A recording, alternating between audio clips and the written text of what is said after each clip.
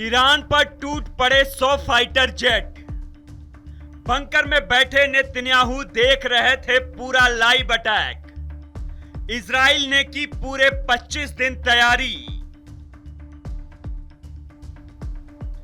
25 दिन बाद इजराइल ने ईरान पर बारूदी हमला बोल दिया है। इजराइल के भयंकर हमले से ईरान में हाहाकार मच गया है। इजराइल के एक साथ 100 फाइटर जेट्स ने ईरान पर भीषण हमला बोला। हमला ऐसा कि पूरा ईरान कांप उठा है। लोगों में हड़कंप मच गया है। इजराइल के फाइटर जेट ने 2000 किलोमीटर की दूरी तय की और फिर तेहरान समेत ईरान के कई शहरों पर मिसाइल की भयंकर बारिश की। ईरान के कई मिलिट्री ठिकानों और एयरपोर्ट को तबाह कर दिया। दरअसल पिछले 25 दिन से इजराइल ईरान के हमले से भड़का हुआ था। अंदर ही अंदर इजराइल बदले की आग में झुलस रहा था। लेकिन इस दौरान इजराइल ईरान पर हमले का सॉलिड ब्लूप्रिंट भी तैयार कर रहा था।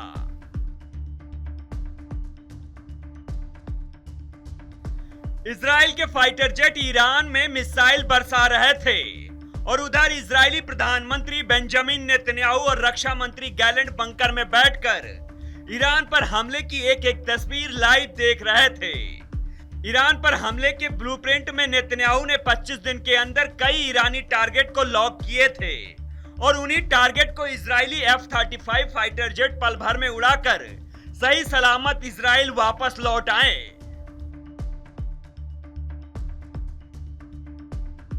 इजराइल पर हमले की 25 दिन की सीक्रेट प्लानिंग का हिस्सा अमेरिका भी था।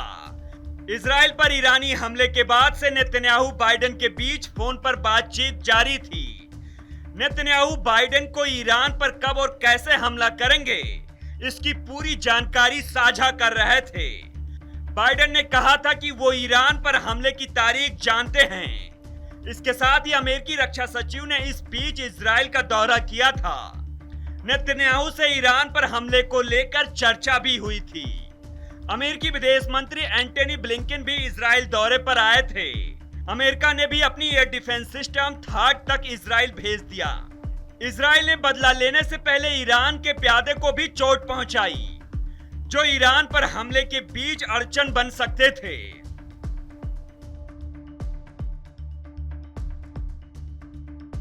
दरअसल ईरान पर इजराइल हमला पहले ही करता, लेकिन कुछ दिन पहले ही ईरान पर संभावित हमले से जुड़ी जानकारी लीक हो गई थी, वो भी अमेरिका से।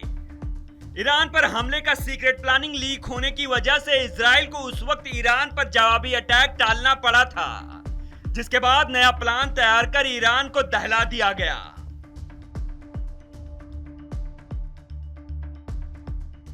ईरान की सेना ने माना है कि इजराइल हमले में उसके 2 सैनिकों की मौत हो गई है।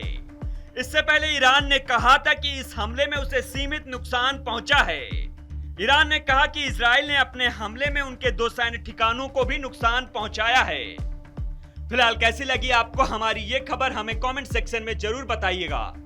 ऐसे ही खबरों के लिए बने रहिए आर भारत ओरिजिनल के साथ।